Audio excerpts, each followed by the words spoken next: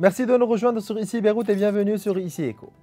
Le Parlement a rapidement approuvé lundi passé 2 lignes de crédit avant la publication de la loi des finances pour l'exercice 2023. La première ligne de crédit d'un montant de plus de 37 000 milliards de livres libanaises permet de verser une aide sociale à tous les fonctionnaires et retraités de la fonction publique et à la couverture de la différence relative aux allocations de transport provisoire des fonctionnaires. La deuxième vise à ouvrir une ligne de crédit de 265 milliards de livres libanaises au ministère de l'Éducation pour financer des gratifications aux professeurs de l'université libanaise, afin de leur permettre de terminer l'année universitaire en cours, alors que les chefs du Parlement et du gouvernement, aidés par des députés aounistes et du Hezbollah, tentaient de répondre aux accusations de non-constitutionnalité de la séance et d'absence de ressources et d'un budget 2023. Avant l'ouverture de la séance, 29 députés de l'opposition avaient publié un communiqué précisant que la séance n'est pas constitutionnelle, car il n'est pas possible d'approuver des crédits supplémentaires en l'absence de budget 2023, que le gouvernement n'a pas élaboré. Il avait également mis en garde contre des dépenses mal calculées en l'absence de sources de financement qui pourraient aggraver l'inflation actuelle. Le Premier ministre Najib Mikati a affirmé que le projet de budget ou bien du budget de 2023 est prêt et qu'il convoquera le gouvernement à des sessions successives pour l'approuver.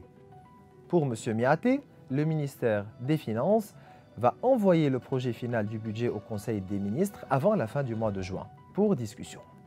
De plus, le Conseil des ministres réuni au Grand Sérail mercredi passé sous la présidence de Najib Mikati a décidé d'annuler les épreuves officielles du brevet pour l'année en cours, invoquant des raisons logistique. Le gouvernement d'expédition des affaires courantes a par ailleurs approuvé la promotion des officiers de l'armée et des services de sécurité bloqués depuis des années, ainsi que la titularisation tant attendue des volontaires de la défense civile.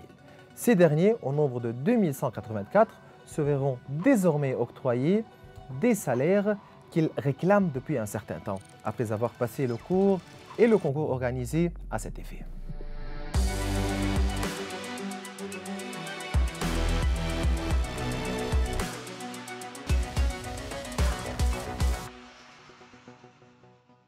Durant cet épisode, nous nous pencherons sur les questions liées au budget tardif qui deviennent un précédent qui se répète en pleine crise, à l'impact de la mauvaise gestion du vécu et du destin des Libanais, aux conséquences de l'augmentation aléatoire des salaires, et cela avec le chercheur en finance et en économie, professeur Maroun Khatir. De plus, nous nous pencherons sur les questions liées au processus constitutionnel actuel au Liban, aux nouvelles législations, et quel régime est le plus convenable pour le Liban et sa relance, et cela avec Dr Antoine Sfer, qui est avocat au barreau de Paris et de Beyrouth, et maître de conférences et docteur en droit pénal international. C'est un plaisir de vous avoir avec nous, docteur Sfer et professeur Maroun Khatir. Je commence directement avec l'ouverture des lignes de crédit avec vous, docteur Khatir.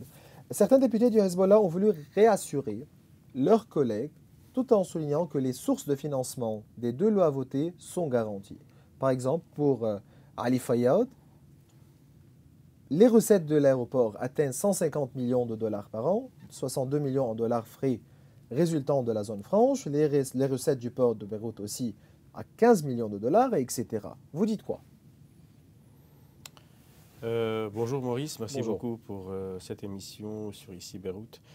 Je dis qu'il faut qu'on s'entende sur les grandes lignes d'un pays avant de voter des lois du n'importe quoi. Il faut voir comment est-ce que le Liban il va se financer, comment est-ce que l'économie libanaise elle va se financer. Et pour le faire, il faut commencer par faire du contrôle sur les frontières. Il faut commencer par booster les institutions du pays afin d'avoir un pays. Et après, on aurait des députés qui votent quelque chose qui est logique, quelque chose qui est bien calculé, et pas de l'anarchie qui va du côté budgétaire vers le côté monétaire, vers le côté politique, dans un cercle vicieux qui ne se termine plus. Mais ce qui se passe aujourd'hui, en tant qu'au niveau de l'ouverture des lignes de crédit sans budget, à chaque fois, on est là, les députés votent cette ouverture pour pouvoir couvrir des dépenses. Pourquoi les budgets tardifs deviennent un précédent qui se répète en pleine crise? Parce qu'il y a une négligence, il y a une naïveté, il y a une inertie, il y a il y a je veux dire, du professionnalisme manqué chez les personnes qui gouvernent ce pays. Et par suite, là, le budget, c'est pas une occasion pour se rencontrer, ni pour faire les bons calculs, pour faire les bons amis. Les budgets c'est un rendez-vous annuel. Il faut respecter les dates aussi. Oui, oui, sans doute. Ouais. Là, le budget, c'est un rendez-vous annuel pour consigner les recettes et les dépenses de l'État afin de refléter une politique budgétaire qui va avoir un impact direct, qui va influer sur la politique monétaire du pays. Et par suite, le pays, il doit savoir d'où est-ce qu'il va collecter ses revenus pour pouvoir dépenser et pas vice-versa. Au Liban, on commence par dépenser et puis on voit qu'il y a des députés qui ont le rôle de contrôler le rôle du gouvernement, qui disent que voilà, ce qu'on a voté, il est couvert. Mais ce n'est pas comme ça que ça fonctionne. Un pays, ce n'est pas un pays. Docteur Sel, vous pensez qu'on a un problème aussi structurel au niveau du processus constitutionnel? Bonjour Maurice. Bonjour. Merci ici Beyrouth. En effet, nous sommes dans un état chaotique sur le plan constitutionnel. Vu que les élections présidentielles n'ont pas eu lieu, il y avait des délais constitutionnels qui sont bafoués. Toujours on a le problème de délai, même avec le budget. Mais le problème, c'est aussi un problème de gouvernance constitutionnelle. C'est-à-dire, il y a des délais précis. La Constitution stipule d'une façon claire, nette, sans équivoque, que le Parlement doit se réunir d'office avant 10 jours de la fin du mandat présidentiel. C'est pour cela que nous sommes dans un chaos où on n'a pas de président, on a des réunions juste, je peux dire, théâtrales, qui n'ont pas de sens. En plus, on a un gouvernement démissionnaire qui prend des décisions à l'instar d'un gouvernement en pleine fonction, comme si le président est là, comme si tout va bien. Troisièmement, le Parlement peut approuver, voter des législations ou non. C'est une grande question. Vous considérez la dernière session du gouvernement, est-ce que c'était une session constitutionnelle? Où il y a eu des législations? Oui, et l'ouverture et l'évolution des lignes de crédit. Oui, effectivement, ici, il y a sans budget, sans président. Il y a un certain problème de droit, on dit. Le Parlement est un collège électoral. Et les articles de la Constitution sont clairs. Donc vous voulez me dire mais le problème, il y a des exigences qui s'évaluent comme des raisons d'État, à l'instar de la décision prise en Conseil des ministres et pour mais tout ce qui concerne à chaque fois prendre cette excuse. Non, ce ne sont pas des excuses. Je peux vous dire une chose. Il y a un principe. Ouais. Le principe, c'est que la Constitution libanaise stipule expressément que le Parlement est un collège électoral afin d'élire le président.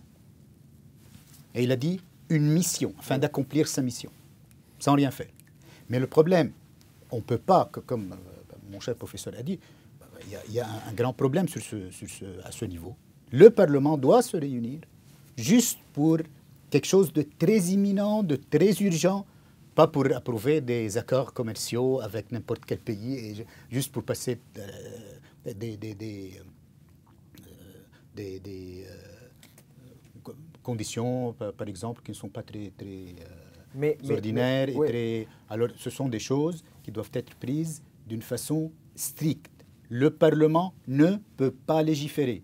Mais la priorité ici, mais vous parlez de raison d'État, certes, mais l'urgence ici est pour un budget, mais pas pour ouvrir des lignes de crédit, oui, docteur Khater. L'urgence, pour le moment, c'est pour voter et avoir un président de la République, pour avoir une certaine permanence, une certaine perpétualité du travail des institutions. On ne peut pas donner du relief et montrer que les exceptions deviennent si exigeantes de manière à les justifier. Alors, l'exigence, il y a une seule exigence. On n'a pas de président, on n'a pas de gouvernement en fonction, on n'a pas d'institutions qui travaillent.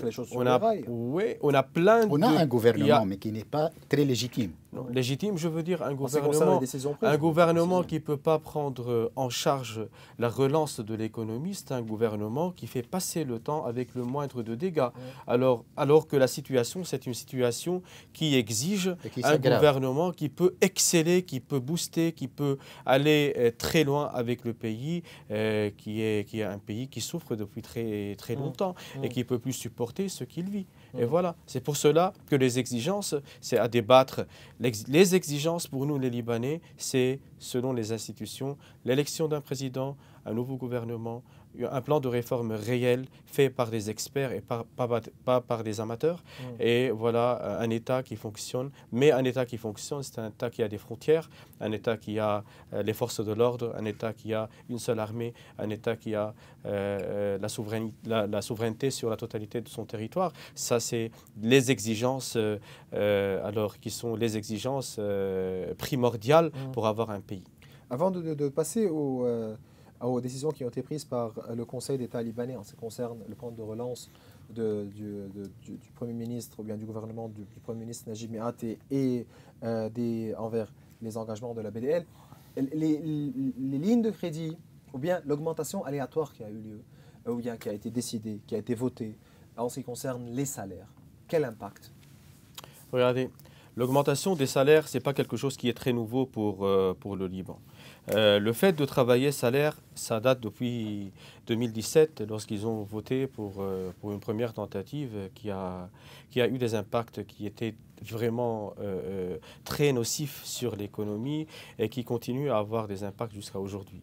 Les salaires, vous parlez ici de la grille des salaires, hein, oui, qui a été votée en 2017. L'augmentation des salaires, elle devrait être bien calculée. Parce que cette augmentation, lorsque l'économie elle est en détérioration, elle peut amener à ce qu'on appelle the wage price spiral, la spirale des prix et des salaires. Et par suite, l'augmentation des salaires, ça va inciter l'augmentation des coûts. L'augmentation des coûts, ça va faire que les salariés demandent encore une augmentation des salaires et ça va faire que l'inflation, elle sera en continuité. Et par suite, le fait d'aller sur une augmentation des salaires tout court, comme ils l'ont fait, surtout que cette augmentation des salaires, c'est une augmentation qui n'est pas couverte par un budget, ni par des réformes, ni par une relance économique. Mais les responsables qui sortent et qui disent non, voilà, nous avons des ressources, on peut chercher d'ici. Ça, c'est faux. Hein. Il n'y a pas de confiance. Il n'y a pas de confiance en ce qu'ils disent. On a beaucoup de mauvaises expériences avec eux et on voit que ce qu'ils font, c'est du n'importe quoi. La loi du budget, des finances est claire en ce qui concerne recettes et dépenses. Sûrement. Ça ne se passe pas comme ça. Mais ce qu'ils ont fait en 2022 sur le budget de l'État, c'était honteux. Le budget 2022, avec 3 prix de change, avec 0 réforme, avec 0 stratégie, c'est du n'importe quoi. Si le but, c'est de montrer au Fonds monétaire international et à la Banque mondiale que nous avons un budget, moi je ne vois pas que le Fonds monétaire international et la Banque mondiale sont aussi naïfs et débiles pour accepter ce que les Libanais sont en train de présenter, je veux dire, le gouvernement libanais. Et par suite, lorsque vous dites l'augmentation des salaires, ça devrait être une partie d'un plan de réforme global qui va du côté budgétaire vers le côté monétaire en passant une seule par... vision. Un plan, une vision. Mais on n'a rien. Mais on n'a rien de tout ça. On n'a rien de tout ça. Pour moi, c'est encore une fois honteux qu'un cabinet se réunisse, qu'il transfère un projet de loi vers le Parlement, que le Parlement vote et qu'il n'y a personne qui sait au pied de la lettre, au centime près, d'où est-ce que ces montants qui sont déjà votés vont être couverts. Là, on n'est pas dans un pays, on est dans un pseudo-pays, on est dans une forme qui est très hybride, qui est très dangereuse pour les gens qui continuent à vivre au Liban. Mais c'est aussi faux qu'un gouvernement traite avec un budget selon une vision seulement comptable. Mais ce qui m'intrigue, moi, c'est que la version 2023, qu'elle ne soit pas une copie de ce qu'ils ont fait en 2022 avec l'adoption de Saïrafa pour le calcul du budget de l'État et Saïrafa pour le moment, si eux ils croient que ce qu'on vit en tant que stabilité maintenant ça va durer et que c'est permanent, moi j'y crois pas. Et par suite le fait de montrer qu'on est sur Saïrafa en termes de benchmark, en termes d'étalons, c'est dangereux aussi. Mais pour vous, quel taux de change il faut non, il faut pas préciser un taux de change, il faut délimiter le pays. Et après, on commence encore une fois par ce qui est institutionnel pour passer vers ce qui est économique. On ne peut pas faire d'une manière qui est renversée, parce que ce qui est renversé, ça aboutit à ce qu'on vit. Il ne faut pas continuer à faire ce qui nous a amené à vivre ce qu'on vit maintenant. Donc on s'attend aujourd'hui à un budget 2023 qui va appliquer un taux de change qui est près de Mais ça. si c'est les mêmes personnes, on va avoir le même si c'est papier, les hein. mêmes personnes qui ont fait le premier, le deuxième plan de réforme, le budget 2022, le loi du secret bancaire, le projet de restructuration des banques, la loi du capital control et tout ce qui a été fait jusque-là, ce sont eux-mêmes qui vont faire le budget 2023. Moi, personnellement, je ne vais pas m'attendre à quelque chose qui va être beaucoup mieux de ce qui a été présenté. C'est la même équipe qui travaille, c'est les mêmes résultats qui seront attendus. Le gouvernement Méati avait voté le 20 mai 2022 un plan de redressement. Aujourd'hui, le Conseil d'État libanais a accepté, ou bien c'était jeudi, qui a accepté le recours présenté par l'Association des banques suite à la décision prise par le gouvernement pour de barrer la grande partie ou bien une grande partie des engagements de la BDL en devises étrangères. Ces engagements sont les dépôts des déposants. Donc, au niveau juridique, ça veut dire quoi? En effet, le gouvernement a présenté un plan de redressement qui n'est pas très fameux. Je ne suis pas économiste, mais qui n'est pas très fameux, de par l'opinion publique économique au Liban et à l'étranger. Alors, l'évaluation était mauvaise, en fait. En application de ce plan, le gouvernement a pris une décision qui est un peu trop grave. De barrer les engagements. Trop, pas très.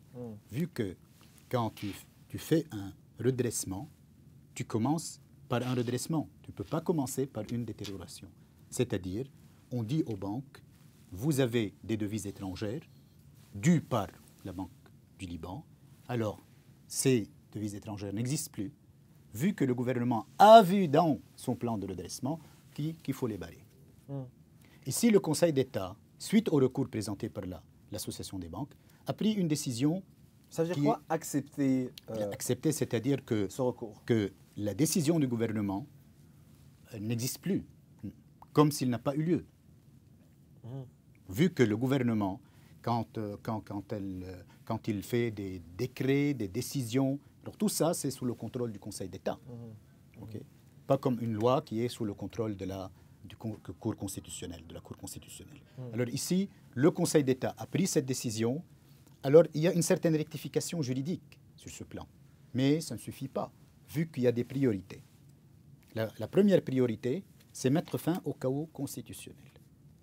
Un nouveau président de la République doit être élu. Un Premier ministre qui a une portée, je ne veux pas dire économique, mais une portée un peu pour faire une certaine réforme. Troisièmement, un gouvernement avec un plan de travail dans chaque ministère et au niveau de l'exécutif.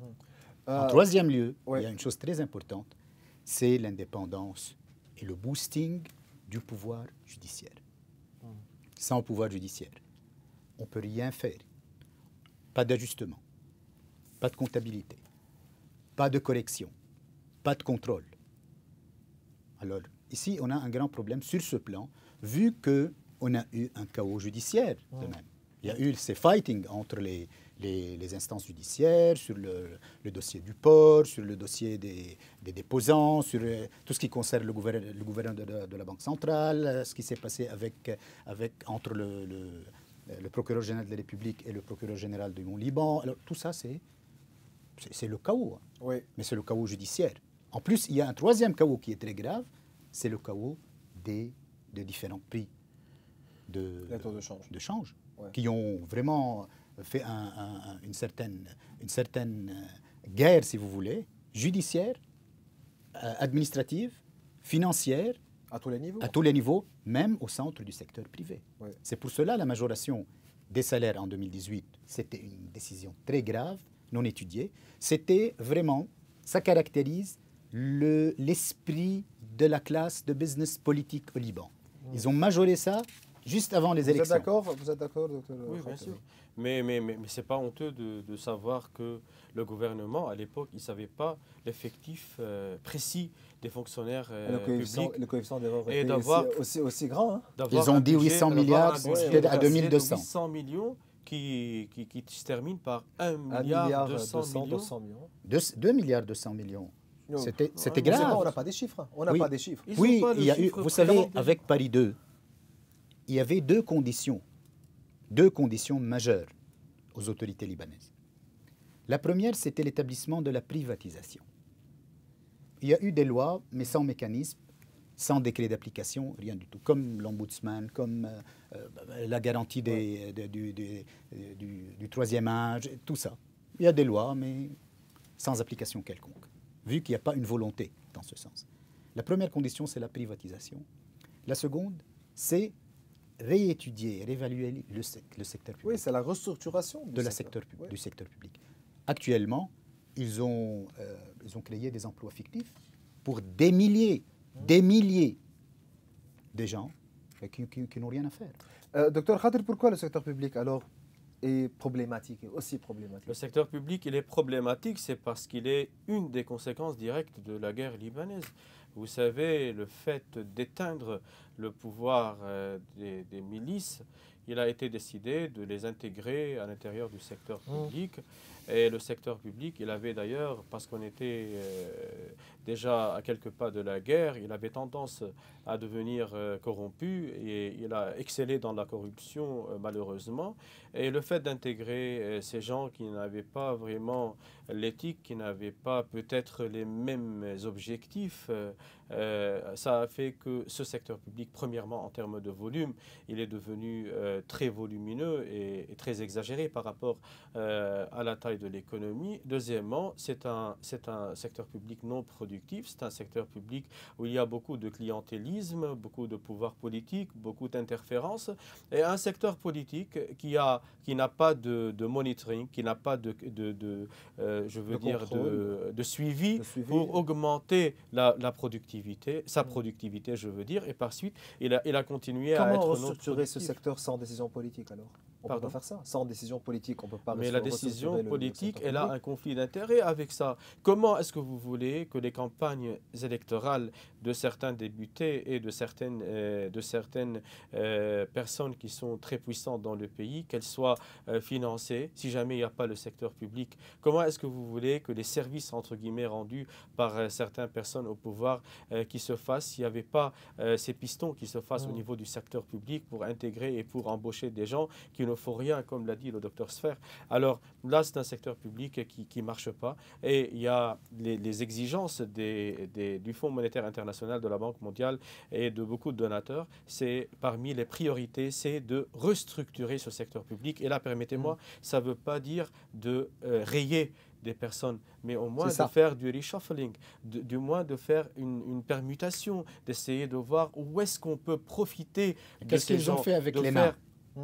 De faire ce qu'on appelle en gestion de ressources humaines, la gestion prévisionnelle des emplois et des compétences, de manière à voir qu'est-ce qu'on a comme compétences, qu'est-ce qu'on a comme carrière avec S, et d'essayer de voir comment est-ce qu'on peut faire ça. Mais vous êtes d'accord aujourd'hui, le Liban fait face à une hyperinflation.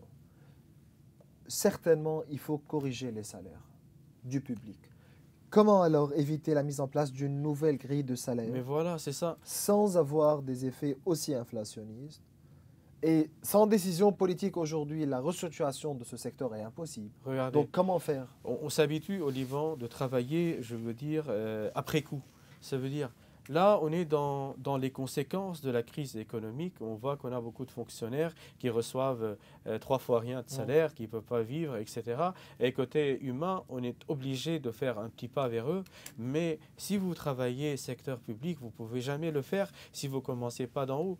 Alors, il faut que le travail soit bien fait d'en haut. Il faut aller vers une démarche stratégique qui vise un pays. Si jamais on va continuer à résoudre les conséquences des crises, que ce soit des crises financières ou d'employabilité ou de secteur public ou budgétaire, ça ne va pas aboutir parce que le problème, comme vous le dites, c'est un problème qui devient très grand. Oui. Et la solution qui peut être apportée à des problèmes qui sont grands sont des solutions qui sont radicales et pas des solutions qui peuvent faire des remédiations, de faire des ajouts. Et c'est pour cela qu'il doit y avoir une date zéro à partir de laquelle il faut que tout le monde dise on est là obligé de commencer à construire un nouveau Liban qui nous ressemble, un nouveau Liban qui a des frontières, un nouveau Liban qui a une économie, qui a des gens qui aiment vivre dans le pays pour le gouverner. D'accord. Docteur Sfer, certainement, d'ici le jour où le Liban va avoir un nouveau président, on peut avoir des mois et des mois de vacances aujourd'hui au niveau présidentiel. Et peut-être de troubles aussi. Oui, mais en ce qui concerne les fonctions de ce gouvernement, est-ce que le gouvernement en fonction aujourd'hui peut gérer toutes les affaires courantes? Il peut se réunir, prendre des décisions, parce qu'aujourd'hui, comme vous avez dit, on a des raisons d'État. Le problème, c'est qu'on a un gouvernement qui n'est pas très légitime. Pourquoi? C'était un gouvernement démissionnaire. Oui. Un gouvernement démissionnaire, pas par une décision du Premier ministre ou d'un certain nombre de ses membres, mais par d'office, suite aux élections du Parlement. Oui. En second lieu, il n'y a pas de président. Et le président, suivant la constitution libanaise, constitue toujours une partie intégrante de l'exécutif. Même s'il n'y a pas cette proportionnalité de compétences entre le gouvernement et le président, mais il y a toujours une certaine corrélation. Le problème actuel, c'est que ce gouvernement se réunit avec le minimum. Qui décide ce minimum? Qui peut assurer, c'est le quorum, c'est-à-dire. Oui. Sans le quorum, le Conseil des ministres ne peut pas se réunir. Pour moi, je dis le minimum de ses membres. Oui, mais je voulais dire ici, qui décide que, voilà, ça c'est primordial, ça c'est pas primordial? Qui peut trancher? C'est pas très clair, disons. C'est pour cela il y a des va-et-vient dans ce sens. Mais un gouvernement actuel qui est démissionnaire et qui prend en charge certaines compétences du président de la République, certaines prérogatives, doit faire une sélection. Donc, quels sont les amendements ici nécessaires pour que ça soit plus clair? Est-ce qu'on a besoin aujourd'hui de remettre en question la Constitution? Non, est-ce qu'il faut remettre en question sans rentrer dans les détails d'une certaine, si vous voulez, tendance vers un nouveau système, un nouveau régime politique et constitutionnel, c'est très clair que la Constitution actuelle doit être relue. Remis en question? Oui. Juste pour avoir des mécanismes positifs. Oui, mais pour faciliter les choses. C'est ça, pour avancer. des mécanismes positifs. Oui. C'est-à-dire, on a un problème constitutionnel au niveau du quorum des élections présidentielles. On a vu ça. C'est clair. Il y a un problème. Moi, je suis avec le quorum de 86. Mais il y a une obligation constitutionnelle qui pèse sur chaque membre du Parlement. Il doit être présent. Pourquoi le quorum de 86? Pas pour donner l'embarras du choix aux parlementaires, de s'absenter, de prendre un café ici et là. S'il y a un état d'urgence, s'il y a une occupation, il ne peut pas aller à Beyrouth, alors pour qu'une certaine minorité n'aura pas la possibilité d'élire un nouveau président sans la participation d'une autre minorité. Donc pour vous, ouais. Deux, avec la formation, quant à la formation du gouvernement, ici c'est très clair, c'est une compétence collective, complète, entre le président de la République et le président du Conseil des ministres, délégué, c'est-à-dire nommé. Ça, c'est de un. De deux, il y a le problème des décrets. Il y a une obligation que le président de la République doit signer dans un certain délai les nouvelles lois et les nouveaux décrets. Et même aussi pour la période de formation du gouvernement. Et si il y a un problème dans ce sens. Moi, je suis avec un délai, par exemple, de 90 jours.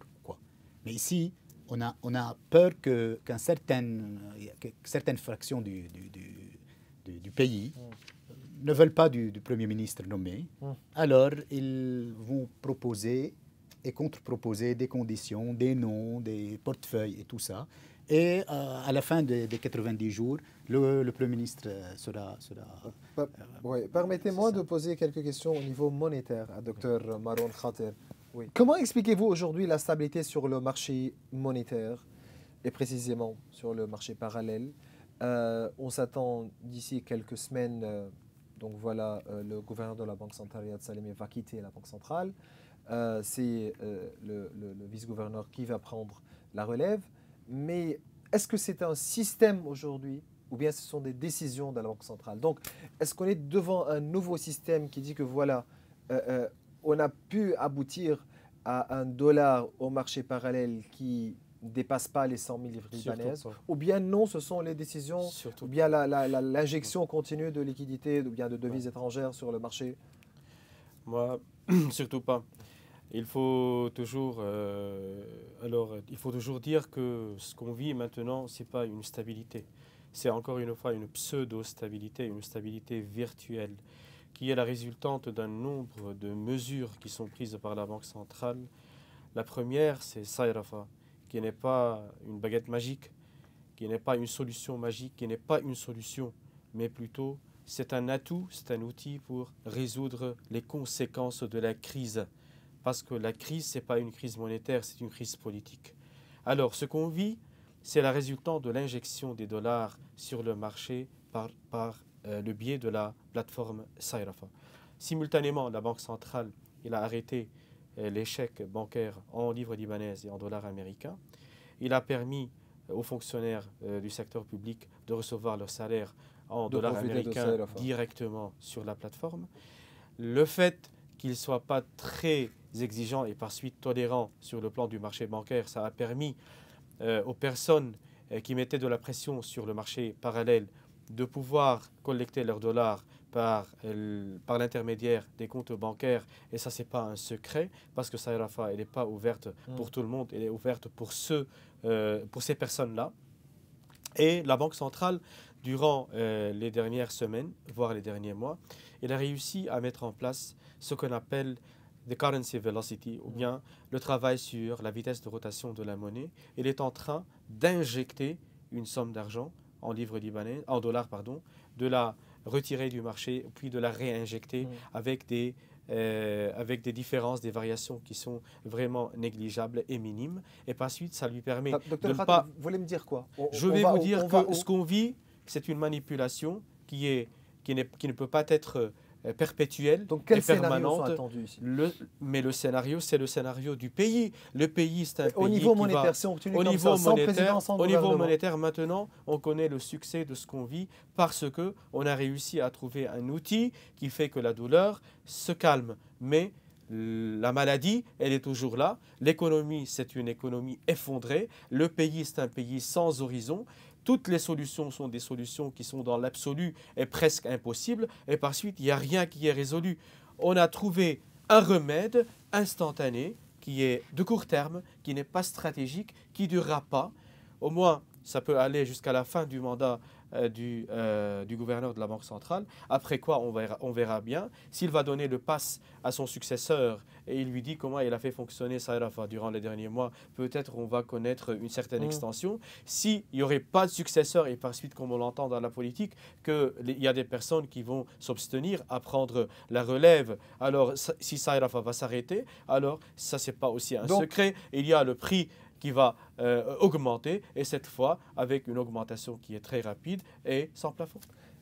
Une réponse aussi claire. Quel destin pour Sayrafa, pour le cours de change après le départ du gouverneur prévu dans quelques semaines? Mais moi, je suis chercheur, je suis libanais, je suis enseignant, et moi, je ne peux pas me permettre de me demander concernant le destin d'un outil. Moi, je me demande concernant le destin de mes enfants, le destin de mon pays, le destin de toute la vie que j'ai voulu passer dans mon pays. Moi, ce que je veux, c'est pas Sayrafa. Sayrafa, pour moi, c'est un outil qui camoufle, qui cache la vérité et qui me fait vivre quelques instants, quelques heures, quelques semaines de stabilité qui est virtuelle et qui n'est pas réelle. Moi, je demande à propos du destin de mon pays. C'est pour cela que je prêche les personnes qui ont le pouvoir de voter un président, d'aller vers un gouvernement, de faire un plan de réforme. Et après, on ne va plus penser à ça et là-bas. On va penser à l'horizon, on va penser aux personnes qui sont prêtes à injecter de l'argent dans notre pays. Mais avant tout, il faut qu'on ait un pays, il faut qu'on ait des frontières, il faut qu'on ait des gouverneurs, il faut qu'on ait des gens qui sont vraiment sérieux et qui veulent travailler pour le Liban. Et on ne veut pas avoir des gens qui font du passe-temps et qui font le temps passer afin qu'un mot de passe arrive de l'extérieur. Mais ça, c'est la vérité, c'est ce qu'on vit. Ne me demandez, s'il vous plaît, pas à propos de Saïrafa. Demandez-moi à propos du Liban. Partant de ce que Dr Khatir a bien mentionné, il faut admettre aujourd'hui qu'on est dans une impasse constitutionnelle, une impasse politique. Quelle solution à envisager? En premier, élire un président. Mais ça ne peut pas aller certainement. sans le boost de l'étranger. Ça, c'est la grande hypothèse devant nous. Il faut élire un président. Élire un président seulement est une option minime. Vu qu'on a besoin d'un président, on a besoin d'un Premier ministre qui sera soutenu par l'Arabie, le Qatar, les pays du Golfe, et par un gouvernement qui veut travailler sans business politique. C'est-à-dire des gens... C'est un peu impossible au Liban. Ce n'est pas impossible. Il y a des gens qui sont très bien, il y a des gens qui veulent travailler, il y a des gens qui ont des projets, qui ont excellé ici et à l'étranger, mais qui n'ont pas de rôle, vu qu'ils ne font pas partie des partis politiques actuels et qui ne font pas partie de la classe de business politique. Mais ils ont le droit de donner quelque chose, de servir leur pays, avec un nouveau Liban, entre guillemets, qu'on envisage. Et voilà, qu'on envisage. Dr Sfez, est-ce qu'il est temps de remettre en question tout le système? Est-ce que le système au Liban, qui est bâti sur ce qu'on appelle aujourd'hui cette démocratie consensuelle, ce confessionnalisme qui nous gouverne, est-ce que le système libanais a explosé? Il faut s'asseoir sur table et dire que voilà, non, il faut passer à un fédéralisme, une décentralisation financière, administrative, il faut remettre en question Taïf, il faut faire quelque chose. Oui, mais pas aussi ça. Mais pas maintenant. Pas maintenant.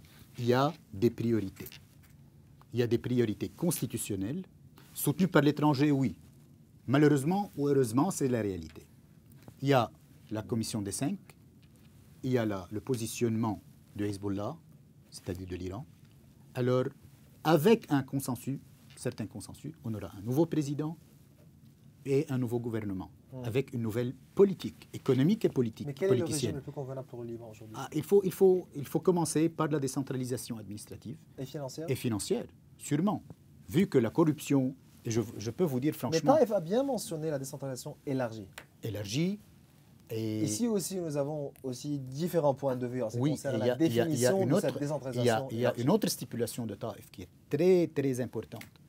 C'est de prendre le muhafaza en tant que circonscription électorale, mais après le remaniement des circonscriptions et du découpage administratif du Liban.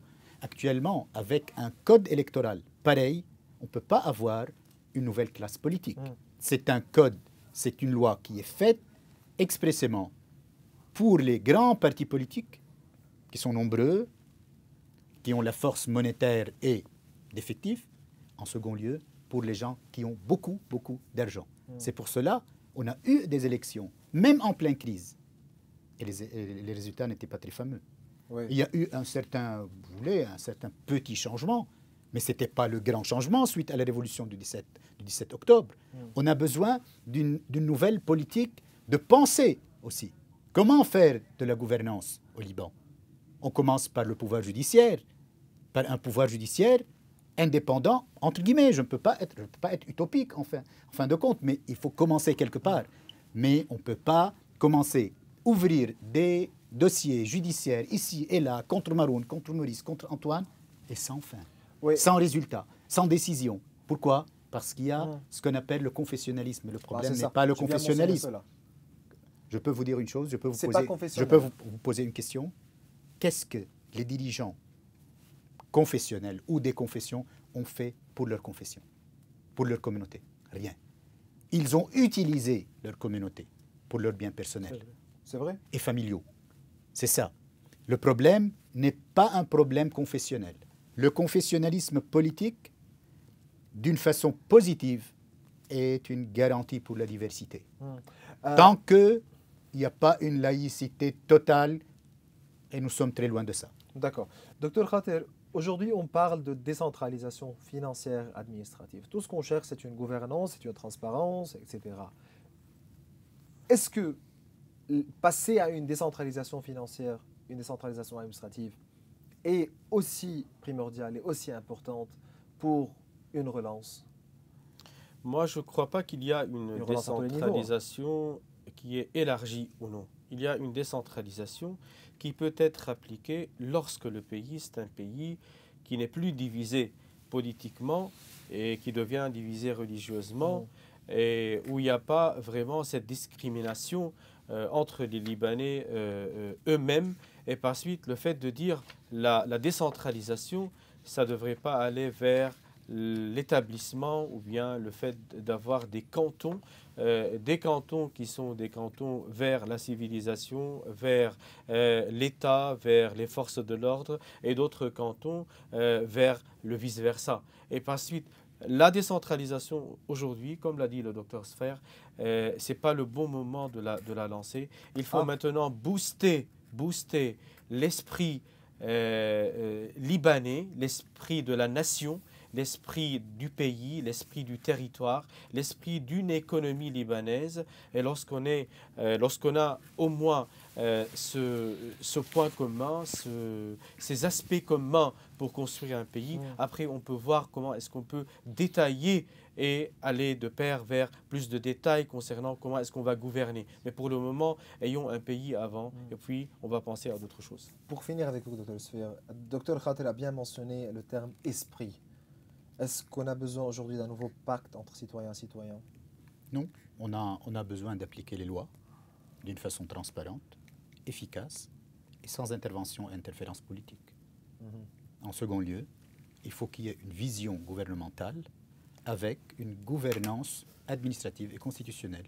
Il y a 2 mois, j'ai donné une conférence à l'ESA concernant la gouvernance constitutionnelle. On ne peut pas continuer avec une constitution avec des textes caduques. Il y a une caducité dans les textes. Il faut qu'il y ait des mécanismes positifs qui peuvent donner des solutions, pas constituer vraiment la crise.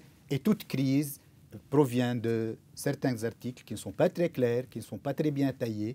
Et avec ça, on a une accoutumance. D'accord. Un président, c'est clair. Un président toujours avec le mandat présidentiel et les élections présidentielles, on a un grand problème. Depuis longtemps, depuis 1988. C'est pas nouveau. Avec toute formation de gouvernement, on a un problème. Alors, le Parlement actuel, qu'est-ce qu'il va faire? Par principe, il ne peut pas légiférer, mais il doit faire des législations pour des raisons d'État quelquefois. Le gouvernement de même doit prendre des décisions concernant, par exemple, les affaires militaires. Le gouvernement doit prendre des décisions. Il y a des dégâts. Tant qu'il y a des dégâts, alors on ne peut pas reporter les choses. Il faut réagir. C'est ça. Oui. Moi, je vous remercie, docteur Antoine Sfer et professeur Maroun Khater. C'était un plaisir de vous avoir avec nous. Merci bien. Vous aussi, merci. Et voilà, mes chers téléspectateurs, on arrive à la fin de cet épisode. Vous pouvez revoir tous nos épisodes sur nos réseaux sociaux. Au revoir.